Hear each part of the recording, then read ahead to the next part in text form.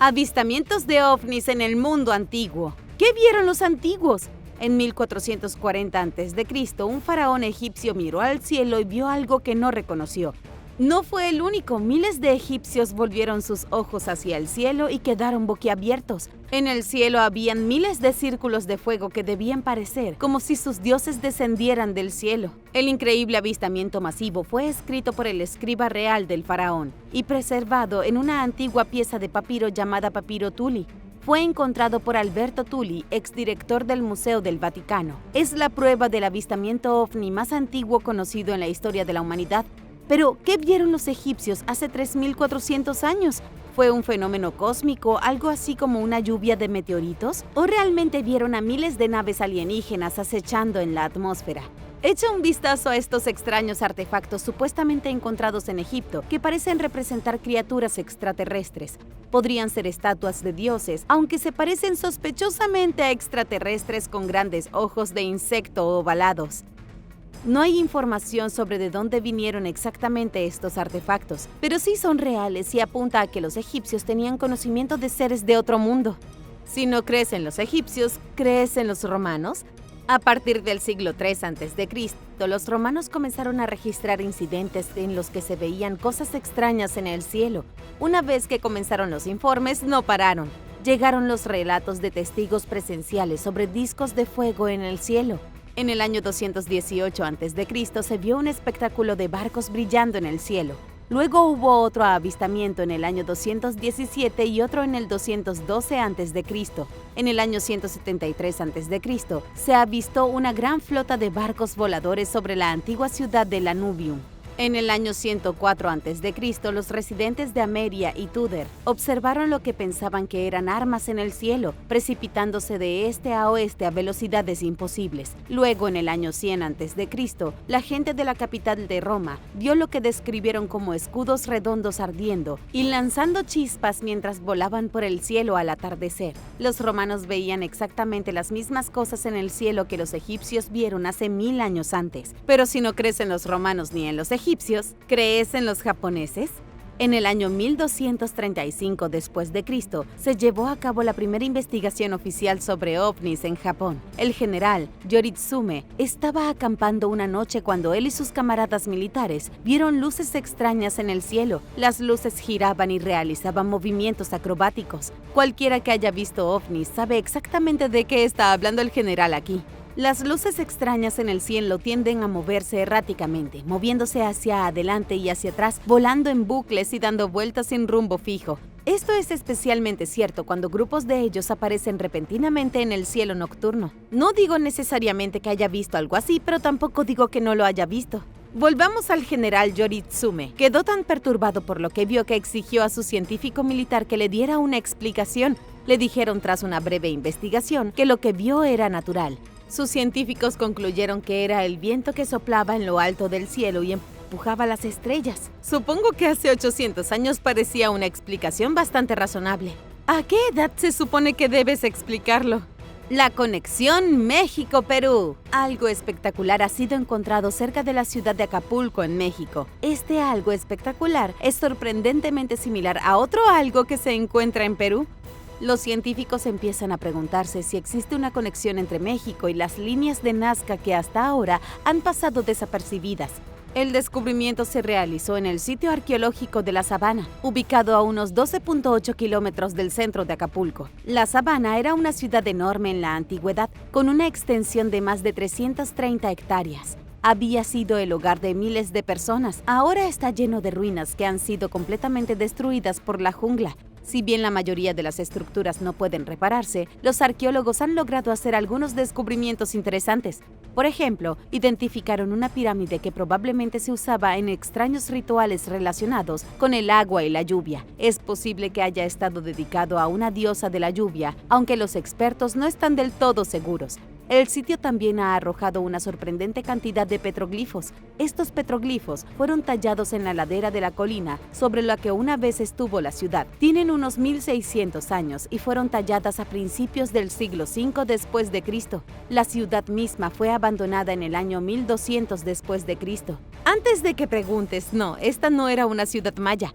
primero fue ocupada por la poco conocida cultura yope. Con el paso de los siglos, los yope fueron reemplazados por los tezcatecas, tustecas y yopis. Los mayas no eran la única cultura que vivía en México. Luego, hace unos 800 años, la ciudad quedó abandonada en la jungla.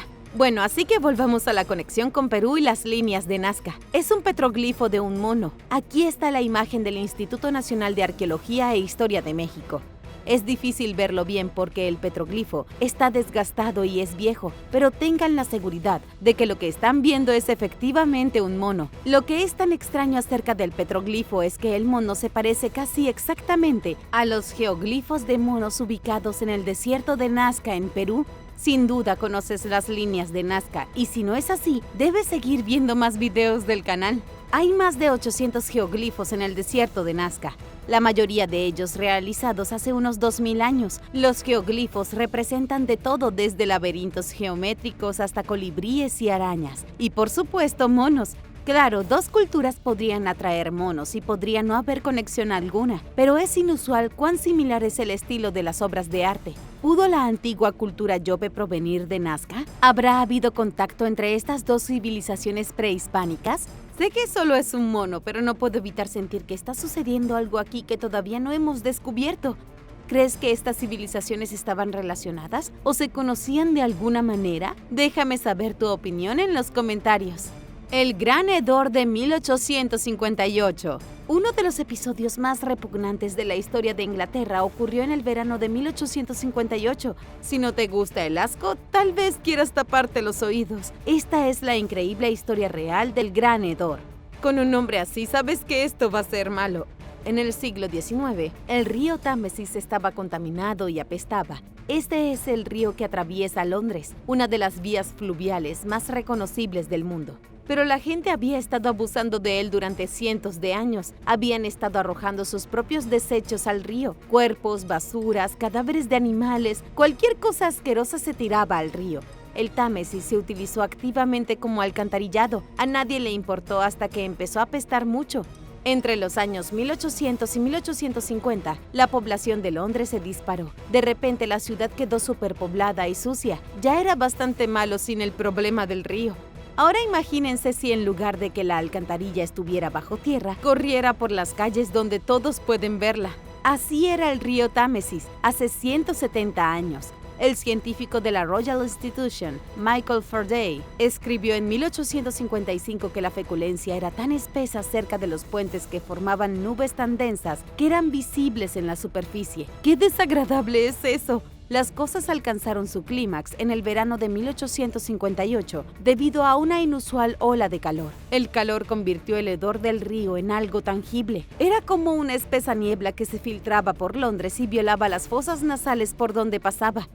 El hedor flotó hasta las casas del Parlamento, donde los políticos ya no pudieron esconderse del repugnante olor. Podrías pensar que estoy siendo dramática, pero no lo soy. Este hedor era tan repugnante, pero tan repugnante, que cualquiera que tuviera la capacidad de hacerlo huyó de Londres temiendo por su vida. La gente abandonó sus hogares. Era casi peor que la peste. La primera gran epidemia de cólera estalló en Gran Bretaña en el año 1831. Es casi seguro que se debió a que las enfermedades transmitidas por el agua prácticamente saltaban del río. La disentería y la fiebre tifoidea se propagaron como la gripe, pero el cólera fue peor. Mató a 6.000 londinenses en un solo año. Hubo otro gran brote en 1848 que mató a 14.000 personas. El Gran Hedor obligó a políticos y legisladores a hacer algo con respecto al río contaminado. Pero el fétido olor terminó siendo algo bueno. El año del hedor inició una serie de avances en la planificación urbana que hicieron que Londres se sumergiera de cabeza en el mundo moderno. Basta con mirar el Londres actual. No más río apestoso. Y antes de continuar, primero es hora de agradecer a todos nuestros suscriptores. Muchas gracias. Suscríbete para unirte a la familia de Lo Puedes Creer. ¿Viajaron los antiguos egipcios a América? Voy a mostrarles 3 descubrimientos que sugieren que los antiguos egipcios viajaron a América mucho antes que Cristóbal Colón. Dejaré que tú decidas qué sucedió realmente. El primer descubrimiento se realizó en 1992. Un investigador alemán que realizó pruebas en momias egipcias encontró rastros de hachís, cocaína y tabaco. Esto tomó al mundo por sorpresa porque el tabaco y la cocaína, aunque eran plantas completamente naturales, solo crecieron en el Nuevo Mundo cuando los egipcios momificaban a sus muertos hace miles de años. No existe forma factible de que una persona que vive en Egipto quede expuesta a estas sustancias, no a menos que las momias fueran contaminadas por los arqueólogos, lo cual es ciertamente una posibilidad. Otra posibilidad es que los egipcios ya hubieran estado en Estados Unidos y hubieran establecido una red comercial. Es posible que hayan estado intercambiando especias o hierbas locales por tabaco y cocaína desde algún lugar de América. ¿Qué piensas sobre eso? El segundo descubrimiento es el más controvertido de todos. A principios del siglo XX, un investigador llamado G.A. Kincaid supuestamente se embarcó en una expedición para explorar el Gran Cañón, viaje financiado por el Instituto Smithsonian. Durante su búsqueda, Kincaid descubrió una caverna en el Gran Cañón ubicada a medio camino de la pared del cañón. Cuando entró, encontró un tesoro escondido increíble. La cueva estaba llena de reliquias que parecían pertenecer al antiguo Egipto.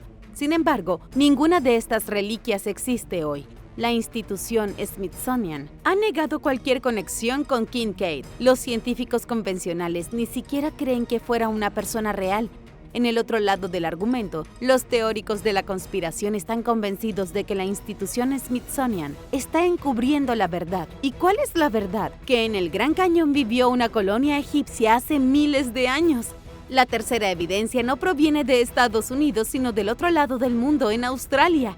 En el interior hay una serie de petroglifos extraños llamados glifos de Gosford. Los eruditos tradicionales dicen que los glifos son un engaño, pero parecen ser jeroglíficos egipcios legítimos tallados en piedra. De ser reales, los glifos son una prueba de que los egipcios llegaron a Australia miles de años antes que los europeos. Si los egipcios desembarcaron en Australia, seguramente tenían la capacidad para embarcarse en otros viajes transoceánicos. ¿Qué pasaría si los egipcios no estuvieran solo en Australia y América del Norte? ¿Y si fueran parte de una civilización global? Los primeros cocineros del mundo. Un estudio reciente ha demostrado que los humanos no eran tan inteligentes en la antigüedad como creemos. Hace 70.000 años surgió en este planeta la primera cultura culinaria. La gente se sentaba alrededor del fuego para cocinar y comer juntos, solo que no eran humanos, eran neandertales. Esta es sin duda la parte más prohibida de la historia de la humanidad. Nuestro triunfo sobre los neandertales y todas las demás especies de homínidos. Pero, ¿cómo lo hicimos cuando otros miembros de nuestro árbol genealógico pueden haber sido más inteligentes que nosotros? Nadie sabe con certeza quién era más inteligente, si los neandertales o los Homo sapiens. Pero la nueva evidencia sí plantea un nuevo argumento provocativo. Chris Hunt, de la Universidad de John Moores en Liverpool, analizó los restos descubiertos en una cueva remota a unos 805 kilómetros al norte de Bagdad, en las montañas de Zagros. Las obras eran demasiado viejas para calentarlas en el microondas. ¡Demasiado viejas! Este descubrimiento es un poco inquietante para la humanidad en su conjunto porque no es el único en su tipo. Recientemente se han realizado otros descubrimientos que muestran que los neandertales utilizaron herramientas antes que los humanos modernos. También aprendieron primero a controlar el fuego y eran mejores cazadores. Los neandertales parecen haber estado mejor equipados para el mundo en general. Probablemente comenzaron a cocinar sus alimentos porque descubrieron que el calor directo destruye las bacterias, lo que hace que la carne sea más segura para comer. Es posible que los humanos modernos hayan aprendido lo que sabemos hoy de nuestros parientes neandertales. Es posible que hayan enseñado a los humanos a cocinar, cazar y fabricar herramientas. Pero entonces, ¿cómo se extinguieron? ¿Podrían los humanos haberse levantado contra los neandertales, allanando el camino hacia la supremacía humana con sangre? ¿Y tú qué opinas? Déjame saber en los comentarios a continuación. El tesoro secreto robado de Rumania. 120 toneladas de oro es mucho oro, especialmente si lo pierdes. Rumania perdió esa cantidad de oro en la Primera Guerra Mundial y todavía lo están buscando. El secreto del tesoro robado de Rumania es uno de los misterios sin resolver más extraños de la Primera Guerra Mundial. Para orientarnos aquí, comencemos con algunos eventos de fondo. En 1916, Rumania entró en la guerra. Habían sido neutrales antes, pero se unieron oficialmente a la guerra del lado de los aliados. Muy pronto fueron ocupados por los alemanes. La capital de Bucarest fue capturada, por lo que el gobierno rumano superviviente estableció un nuevo centro administrativo en Moldavia. A medida que cambiaron su administración, el gobierno supo que también necesitaban ocultar sus tesoros. Era solo cuestión de tiempo que las fuerzas de ocupación alemanas encontraran el tesoro rumano. El gobierno rumano tuvo la brillante idea de confiar su oro a uno de sus aliados. Era un riesgo demasiado grande mantener 120 toneladas de oro cerca de donde los alemanes podrían encontrarlo. La elección obvia fue el Banco de Inglaterra. Dale el oro a Reino Unido y se mantendrá a salvo. Pero llevar el oro de Rumania a Gran Bretaña no sería una tarea fácil. Rumania pensó que sería más fácil darle el oro a un aliado más cercano, Rusia. El 15 de diciembre de 1916, 25 vagones estaban llenos hasta el borde de oro, tesoros, obras de arte y muchos objetos de valor incalculable. El tren llevaba las mercancías por valor de aproximadamente $7.000 millones. Rumania supuso que cuando terminara la guerra, Rusia devolvería amablemente el tesoro. Pues Rumania se equivocó. Algunos de los tesoros guardados en esos carruajes incluían reliquias arqueológicas del siglo IV a.C. Fue entonces cuando Rumania era Dacia, un reino poderoso que reinó incluso antes que naciera el Imperio Romano. Hablando de romanos, ¿alguna vez has notado que romano y rumano suenan muy similares? Estoy segura de que hay una conexión, pero eso es tema de otro video. De todos modos, el tesoro se perdió. La guerra terminó y también terminó la relación entre Rumania y Rusia. El nuevo gobierno soviético tomó el control y se cortaron las relaciones diplomáticas. Rusia básicamente dijo que si duermes pierdes y tu tesoro es mío. Los rumanos han pedido que se les devuelva amablemente, como un niño tímido que intenta recuperar el dinero del almuerzo de un matón en el patio del recreo. En 1922 intentaron recuperar su oro. En 1935 solicitaron la devolución de su tesoro. Los rusos les dieron algunas cosas, pero no muchas. En 1956, Rumania se puso firme y dijo que quería recuperar sus pinturas y artefactos. Ahora mismo querían muy específicamente que se les devolviera el tesoro de Pietro Asele. El tesoro fue descubierto en una pequeña ciudad rumana en 1837 y consta de preciosos objetos de oro elaborados hace 2500 años. ¿Y adivina qué? Los rusos no devolvieron el tesoro. Todavía se niegan a devolver el tesoro. Hoy en día nadie sabe dónde se esconde el inestimable botín histórico de Rumania, ni sus 120 toneladas de oro. ¿Tal vez Rusia ya lo gastó? La investigación extraterrestre de JFK. El presidente John F. Kennedy fue asesinado poco después de solicitar a la CIA información confidencial sobre objetos voladores no identificados. Según el autor William Lester, descubrió una conspiración que involucra el asesinato de JFK y un encubrimiento de ovnis. William descubrió la conspiración mientras realizaba una investigación para su nuevo libro sobre Kennedy. Encontró un memorando que el público nunca había visto antes. Fue escrito por el propio presidente el 12 de noviembre de 1963. En el memorando, JFK ordenaba al director de la CIA que organizara todos sus archivos de inteligencia relacionados con los ovnis. También quería recibir información sobre todas las entidades desconocidas. 10 días después estaba muerto. ¿Podría ser esto una coincidencia? ¿O fue la muerte de JFK aún más sospechosa de lo que cualquiera podría haber imaginado? Como puedes sospechar, los teóricos de la conspiración se están volviendo locos con este descubrimiento. Pero, ¿quién es William Lester y qué tan confiable es? William es un investigador y autor de fenómenos paranormales, alguien que se gana la vida haciendo afirmaciones escandalosas. Es posible que las cosas que dice deban tomarse con cautela. Según William, él obtuvo el misterioso memorando de la CIA en la virtud de la Ley de la Libertad de Información. Esto fue en el año 2006 o 2007, justo cuando el memorando fue desclasificado.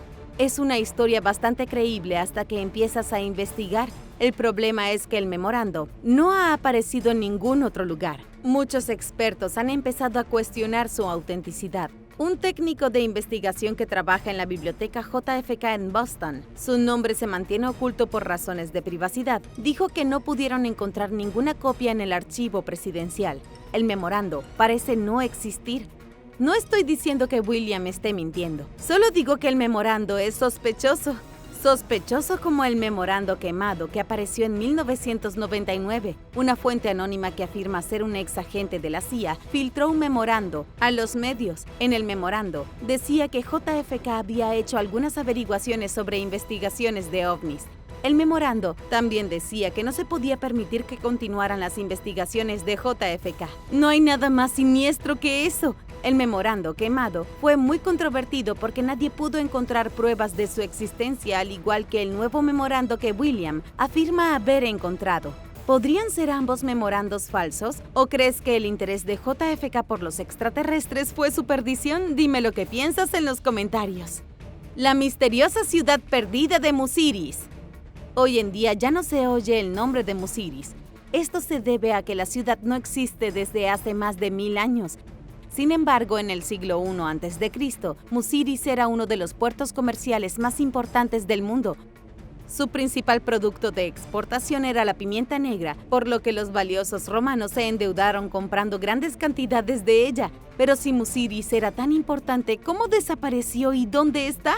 Los textos antiguos describen a Musiris como un puerto paradisiaco. Se decía que era una ciudad donde abundaba el licor y la riqueza se otorgaba a sus visitantes indiscriminadamente. El oro era entregado, transportado en barcos transoceánicos y llevado a la orilla del río en barcos locales. En la ciudad se pueden encontrar obras maestras de las civilizaciones occidentales y por todas partes estaba el pimiento. Plinio el Viejo, el legendario historiador romano, llamó a Musiris el primer emporio de la India. Un mapa del mundo visto desde Roma en el siglo V muestra a Musiris. Según todos los informes, la ciudad era real. Fue en el siglo V cuando las cosas empezaron a ponerse raras. Cada nuevo informe de Musiris se volvía un poco menos halagador. Su ubicación se volvió más oscura, luego nadie volvió a hablar de ello. Toda mención de la ciudad cesó en los textos antiguos, casi como que si nunca hubiese existido. En los tiempos modernos, Musiris quedó desacreditado como ficción. Se pensaba que era la versión india de la Atlántida, un cuento de hadas de riqueza y poder inventado por los comerciantes romanos. Luego, en el año 2004, los arqueólogos la encontraron.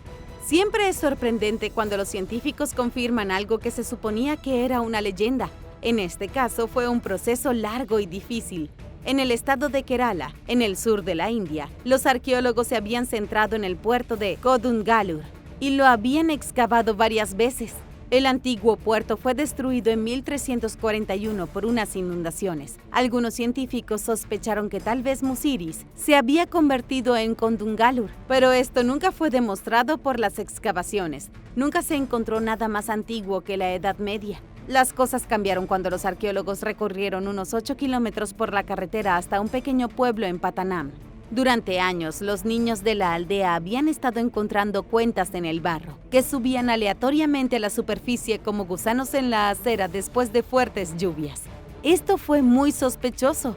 Los arqueólogos hicieron una excavación en el año 2004 y revelaron ruinas de algo muy antiguo. Regresaron en el año 2007 y esta vez confirmaron que efectivamente hay una ciudad entera debajo del pueblo. Ya han transcurrido más de 9 temporadas de excavaciones. Los arqueólogos han encontrado ánforas romanas, muelles, canoas, artefactos de hierro y cobre, adornos de oro y muchas cuentas. Todo aquí data de hace al menos 2000 años, lo que coloca las ruinas en el periodo de tiempo adecuado para ser Musiris. Es seguro asumir que se ha encontrado la ciudad. ¿Pero qué pasó con eso? Una teoría es que Musiris perdió su importancia cuando el Imperio Romano colapsó en el siglo V, sin dejar a nadie para comprar su pimienta negra. Toda la economía dependía de la pimienta. Sin que los romanos la compraran, la ciudad empezó a perder su importancia. Musiris nunca fue destruido, poco a poco se convirtió en un pequeño pueblo costero. El espantoso lugar de muerte de la antigua Roma. Hay una roca gigante en la ciudad de Roma que tiene una historia brutal y espantosa. No lo pensarías con solo mirarlo, porque en realidad es solo una roca, un alto acantilado al borde del estacionamiento moderno. Pero esta roca ha visto más sangre que cualquier película de Saw. Se llama Roca Tarpeya y es un infame lugar de ejecución que se encuentra en el lado sur de la colina capitolina. Algunos de los criminales más famosos de la historia romana encontraron aquí su cruel destino. Antes de entrar en temas macabros, permítame contarles un pedacito de la historia romana realmente antigua. Según las primeras leyendas de Roma, la roca debe a su nombre a la Virgen Vestal Tarpeia. hija del gobernador romano en el siglo 8 a.C. Esto fue 800 años antes de que Roma se convirtiera en un imperio. Cuenta el mito que la Virgen Vestal abrió las puertas de la ciudad al gobernador sabino Tito Tasio. Esto resultó en el saqueo de Roma por parte de los sabinos, quienes también mataron a la Virgen Vestal. Luego fue enterrada en la ladera del acantilado y la roca recibió su nombre. Debido a esta historia, la roca pasó a través de los siglos con un aire de engaño. La Virgen Vestal Tarpeia siempre fue vista como una traidora por abrir las puertas y permitir que Roma fuera atacada. Luego, alrededor del año 500 a.C., el rey Lucius Tarquino Superbus, ¿sí? Se llama Superbus, quitó los santuarios sabinos de la roca y construyó en su lugar un templo dedicado a Júpiter. Esto fue aproximadamente cuando comenzaron las ejecuciones. Como lugar de traición, tenía sentido que los romanos utilizaran la roca como lugar de ejecución. Ser sentenciado a morir aquí fue miserable. La roca Tarpeia mide unos 24 metros de altura. Asesinos, esclavos sorprendidos robando y especialmente traidores fueron arrojados desde el acantilado para morir. Golpearon las rocas de debajo y a veces murieron instantáneamente, pero a veces no lo hacían. Y eso era peor. Los dejaba muriendo allí sufriendo en la miseria.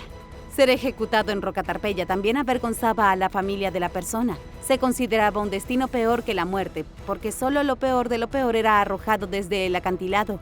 El método estándar de ejecución en Roma, que realmente apestaba pero no era tan vergonzoso, era el estrangulamiento. A los romanos ciertamente les gustaban las ejecuciones de manera personal. Una de las víctimas más notables de la roca es Simón Bar Gioria, en el año 70 después de Cristo. Simón fue uno de los primeros líderes rebeldes durante la primera guerra judío-romana del siglo I. Después de su brutal ejecución, roca Tarpeia quedó en desuso, pero hoy sigue en pie en Roma. Puedes sentarte en tu auto y comer un sándwich a solo unos metros del lugar donde arrojaron a los prisioneros a su perdición. El hombre que realmente descubrió América. Todos sabemos que América no fue descubierta por Cristóbal Colón. Fue técnicamente descubierto por la gente de la Edad del Hielo que cruzó el estrecho de Bering cuando estaba congelado hace unos 30.000 años. Pero no nos enredaremos aquí con formalidades. Estoy a punto de presentarles el primer europeo que descubrió América del Norte. Mientras navegaba de Islandia a Groenlandia en el año 986 después de Cristo, Bjarni Herjolfsson divisó la isla de Baffin a lo lejos. También vio los límites del Labrador y Terranova. Posiblemente llegó tan al sur como Maine. Sin embargo, Bjarni nunca puso un pie en América del Norte. Lo vio a lo lejos y no tuvo muchas ganas de comprobarlo, y se limitó a anotar lo que vio en sus notas. ¡Qué explorador tan perezoso! El primer europeo que vio el Nuevo Mundo se encogió de hombros y se dio la vuelta. Luego, 15 años después, Leif Erikson compró el barco de Bjarni, leyó sus notas y volvió sobre sus pasos. Aterrizó en la isla de Baffin alrededor del año 1000 y la llamó Helluland. Leif Erikson también aterrizó en Labrador, al que llamó Markland, y aterrizó en un tercer terreno en algún lugar alrededor del Golfo de San Lorenzo, al que llamó Vinland. Y eso es realmente todo. Esa es la historia que no te enseñan en la escuela. Un vikingo vio América del Norte y otro vikingo aterrizó en ella. Entonces Cristóbal Colón apareció 500 años después actuando como si fuera él el dueño del lugar. ¿Estás relacionado con el faraón Tutankamón? Tengo algunas noticias muy interesantes para ti. He estado esperando demasiado para discutir el impaciente nuevo estudio publicado por un grupo de científicos suizos. Los expertos en genética de Igenea, con sede en Zúrich, lograron localizar la posible ubicación de alrededor del 70% de los descendientes del faraón Tutankamón, y tú podrías estar entre ellos. Lo que te digo ahora es que podrías estar relacionado con un faraón egipcio. Un grupo de Igenea, uno de los centros de investigación genética más reconocidos del planeta, reconstruyó el perfil genético de Tutankamón. Fue el joven gobernante de Egipto desde el año 1333 hasta el 1323 a.C. Resulta que la mayoría de sus descendientes no están en Egipto. Lo sé, es una locura. Uno pensaría que los descendientes modernos de un faraón egipcio vivirían en algún lugar a lo largo del Nilo. Pero resulta que el rey Tut pertenecía al haplogrupo R1b1a2. Este es el mismo grupo al que pertenecen aproximadamente la mitad de todos los europeos en Europa Occidental. Déjame llegar al punto. Si eres un hombre de España, Francia o Reino Unido, existe la posibilidad de que estés relacionado con el rey Tut. Esto incluye a cualquier persona cuyos antepasados procedían de estos países de Europa Occidental. Incluso si eres británico de quinta o sexta generación en Estados Unidos, aún podrías estar relacionado con Tut. Pero ¿cómo es esto posible? Y lo más importante, ¿cómo puedes resolverlo? Me encantaría saber si alguno de mis increíbles espectadores comparte sangre con este faraón. Según la empresa genética suiza, los miembros del haplogrupo R1b1a2 llegaron a Europa alrededor del año 7000 a.C., al mismo tiempo que se descubría la agricultura en Europa. En algún momento, miembros de ese grupo emigraron de Europa a Egipto.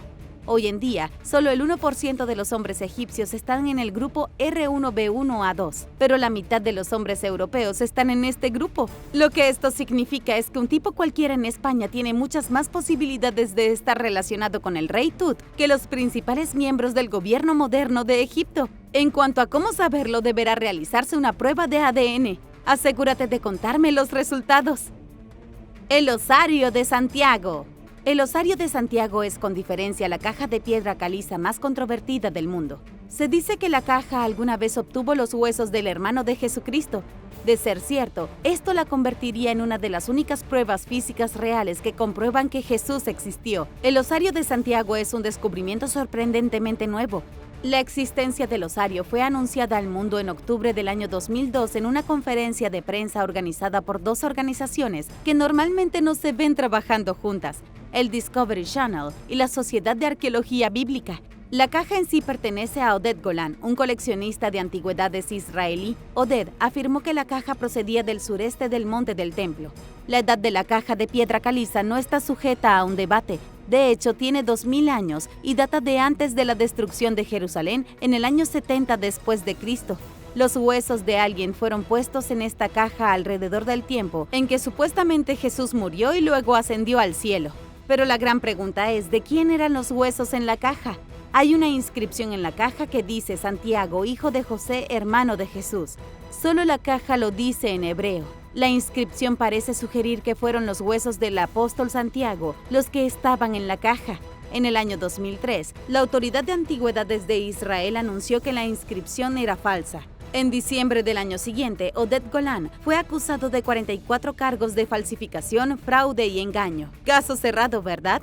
Equivocados. En el año 2012, Golan fue absuelto de todos los cargos de falsificación. Hasta el día de hoy, nadie puede ponerse de acuerdo sobre la autenticidad del Osario de Santiago.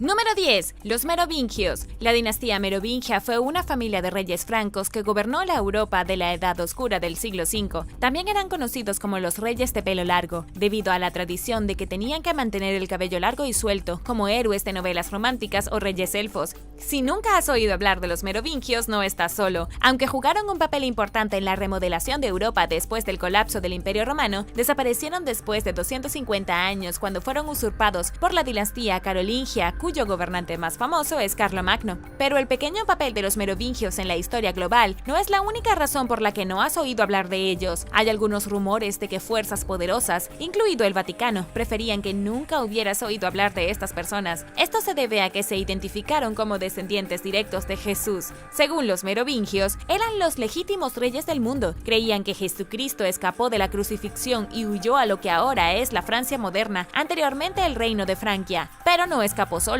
Se dio a la fuga con María Magdalena. Los dos se establecieron allí y tuvieron hijos, y esos descendientes supuestamente se convirtieron en los poderosos reyes merovingios. Por supuesto, no tenemos ninguna prueba de que esto sea cierto. Tenemos registros históricos de varios reyes francos que aparentemente compartieron la sangre de Jesús en sus venas, pero 1500 años después es posible que nadie conozca verdaderamente el linaje de los antiguos reyes. Número 9. La oscura historia del Día de San Valentín. Lo ames o lo odies, el Día de San Valentín es ampliamente considerado como el día más romántico del año. Pero la historia detrás de esta festividad llena de dulces y tarjetas es oscura y siniestra. Aunque nadie ha podido precisar el origen exacto del Día de San Valentín, la primera vez que se celebró sabemos cómo comenzó. Desde el 13 al 15 de febrero, los antiguos romanos celebraban las Lupercalias. No se celebraba regalando chocolates a tu pareja o yendo de cena romántica Católica. Esta es la interpretación victoriana mucho más reciente. No, en la antigua Roma era una fiesta pagana alimentada por fuegos, pasiones, violencia y sacrificios de animales. Comenzó con el sacrificio de cabras y un perro en honor a la madre loba que crió a Rómulo y Remo, los fundadores de Roma. Había sacerdotes especiales que organizaban este festival, conocidos como los Luperci, que mojaban los cuchillos en sangre y cortaban la piel de los animales y luego golpeaban a las mujeres que querían tener hijos, ya que se creía que al tocarlas con la piel durante este festival serían más fértiles. Según el profesor de estudios religiosos Noel Lenski,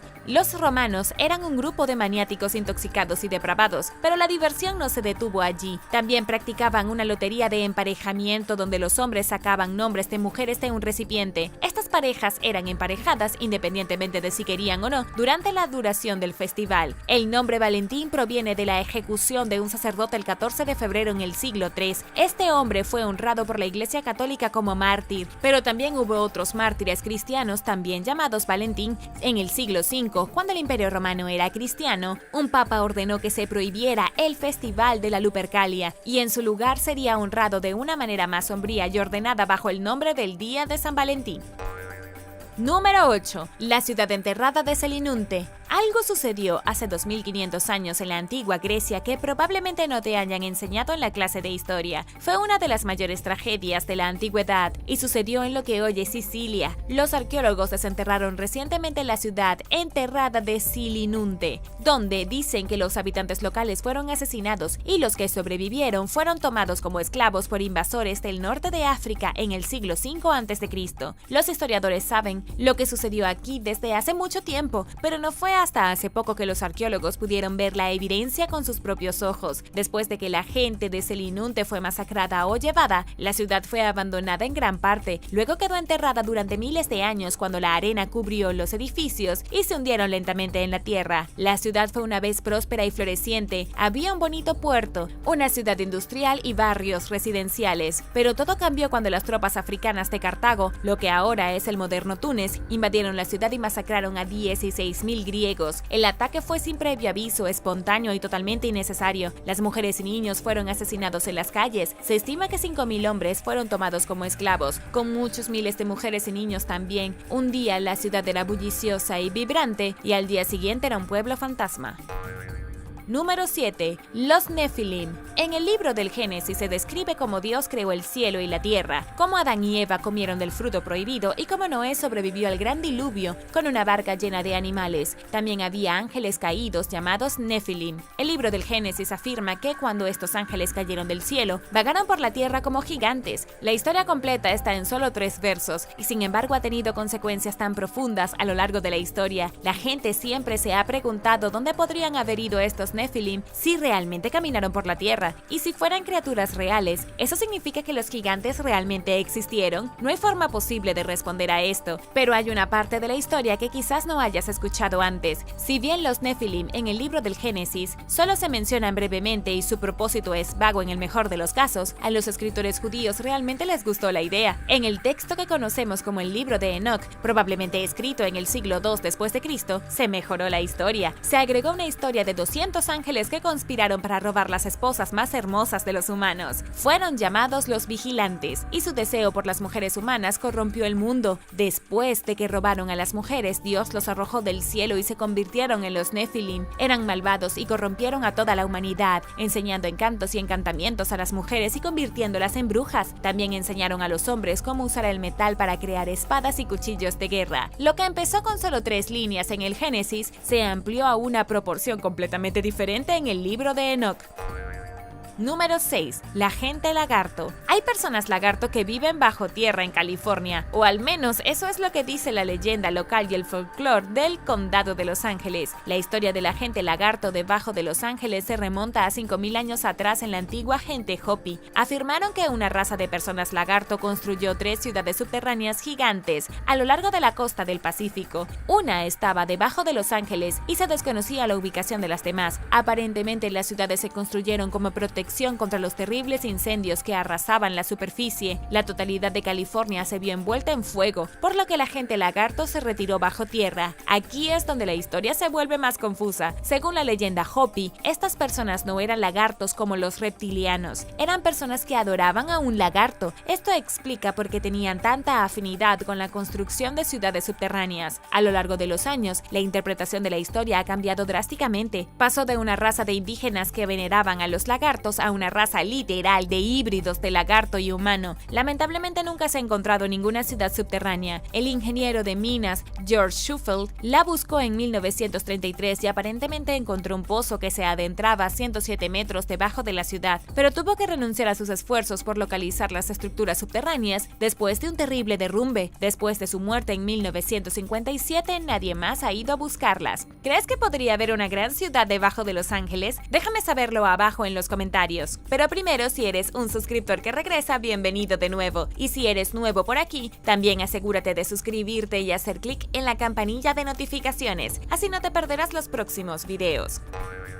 Número 5. Los cartagineses sedientos de sangre. Los arqueólogos han encontrado pruebas abrumadoras de que la antigua civilización de Cartago, en lo que ahora es el norte de África, practicaba algo atroz. Lo realmente sorprendente del descubrimiento es que durante décadas los estudiosos han negado rotundamente que los cartagineses hicieran esto, y sin embargo ahora investigadores de la Universidad de Oxford han confirmado que los padres de la antigua Cartago sacrificaban a sus propios hijos como ofrendas a los dioses. Hay relatos antiguos de romanos y griegos que dicen que los cartagineses mataban a sus propios hijos. Era algo que la gente sabía hasta alrededor de la década de 1970. Fue entonces cuando los académicos argumentaron contra esta teoría, citándola como propaganda racista. Decían que era algo que decían los griegos y romanos solo para calumniar a los cartaginenses. Pero según la evidencia encontrada en los cementerios de Cartago, así como en Sicilia, en Cerdeña y Malta, realmente sucedió. Cuando los niños tenían solo unas pocas semanas de edad, eran llevados a estos lugares, llamados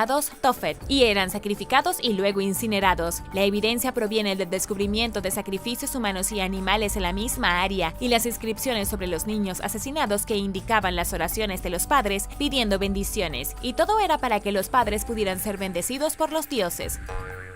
Número 4. Las revelaciones secretas de Jesús. En un basurero del antiguo Egipto, los arqueólogos encontraron lo que creen que son revelaciones secretas de Jesús. El documento es un manuscrito raro descubierto entre montones de recibos de impuestos antiguos y facturas de venta de burros del siglo V. Es un manuscrito del Nuevo Testamento que en realidad nunca llegó a la Biblia, llamado el primer Apocalipsis de Santiago. Pero no es la única vez que se ha encontrado una copia de esto. La única otra versión se encontró en la biblioteca de Nag Hammadi en Egipto en 1945, enterrada en los frascos bajo tierra. El texto probablemente se escondió allí en el año 367, después de que el obispo de Alejandría, Atanasio, decidiera que 27 libros se incluirían en el Nuevo Testamento. Esta historia en particular se consideró demasiado herética para incluirla en la Biblia. Es otro gran ejemplo de cómo las historias en el Gran Libro fueron elegidas para su inclusión o descartadas por personas poderosas hace mucho tiempo. Esta historia se considera un texto prohibido por la forma en que relata a Jesús. Quien lo escribió, describió a Jesús más como un humano normal que como un Mesías. Se dice en el texto que Jesús le enseñó a la gente que el mundo en el que vivían era una prisión creada por un dios malvado, como si estuvieran viviendo en una especie de Matrix terrible. Dijo que el mundo estaba custodiado por figuras demoníacas a los que llamó arcontes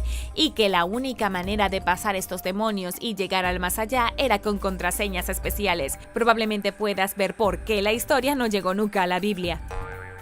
Número 3. Eunucos reales. En la China imperial, el emperador mantenía un enorme harén de mujeres. Ya sabemos que los antiguos gobernantes de China tenían a su disposición grandes grupos de mujeres mantenidas tanto para el placer como para la procreación, pero lo que mucha gente no sabe es que había una jerarquía dentro del harén de cada emperador. La dama de arriba era la esposa oficial o la emperatriz, luego estaban las consortes, mujeres de mayor rango pero sin poder real. Las de abajo eran las concubinas. Durante la dinastía Ming, Entre 1368 y 1644, cada emperador celebraba una ceremonia en la ciudad prohibida en la que elegía a todas sus chicas favoritas entre los 14 y 16 años. Estas chicas eran básicamente esclavas. Y ahora estamos llegando a la parte que puede sorprenderte. El emperador también disponía de un pequeño ejército de eunucos para cuidar de sus cientos y cientos de esclavas. Debido a que los hombres comunes no se les permitía acercarse a ellas, el emperador castraba a miles de sirvientes para que no representaran una amenaza para sus preciadas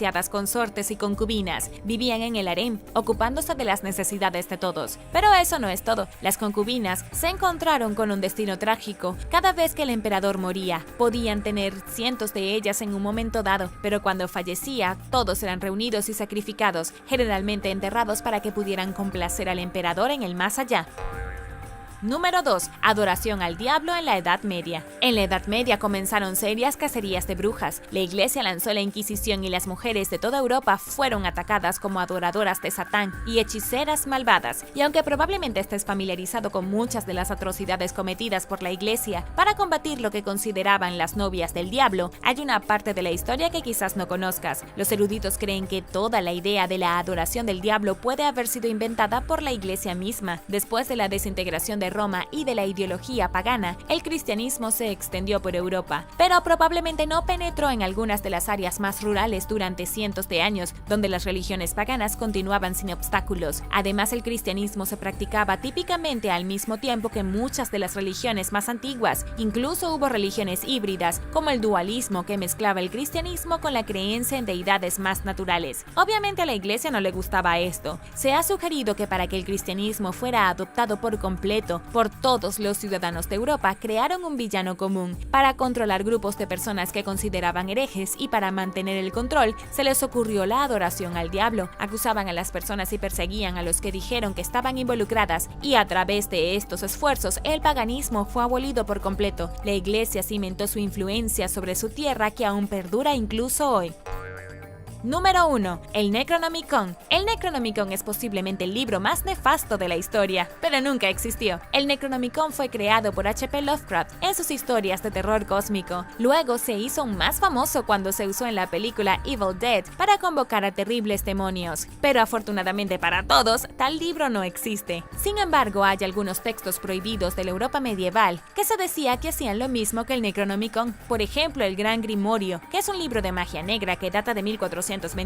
Algunos eruditos creen que fue escrito en el siglo XIX como un engaño, pero nadie lo sabía realmente. Definitivamente no podría haber sido publicado después de 1701. En cualquier caso, contiene escritos antiguos, tan antiguos como el rey Salomón. Dentro del libro hay instrucciones sobre cómo convocar a Lucifer, cómo hacer un trato con el diablo y cómo doblegar a los demonios menores para que cumplan tus órdenes. A diferencia del Necronomicon, este es un libro muy real que puedes usar para tratar de invocar demonios. Probablemente no va a funcionar, pero todas las instrucciones están allí de todos modos. Gracias por ver el video. Si tuvieras un libro que pudiera invocar demonios o incluso uno que te permitiera maldecir a las personas, ¿en quién lo usarías primero? Déjame saberlo abajo en los comentarios. Y no olvides darle me gusta al video. Asegúrate de suscribirte antes de irte y nos vemos la próxima vez.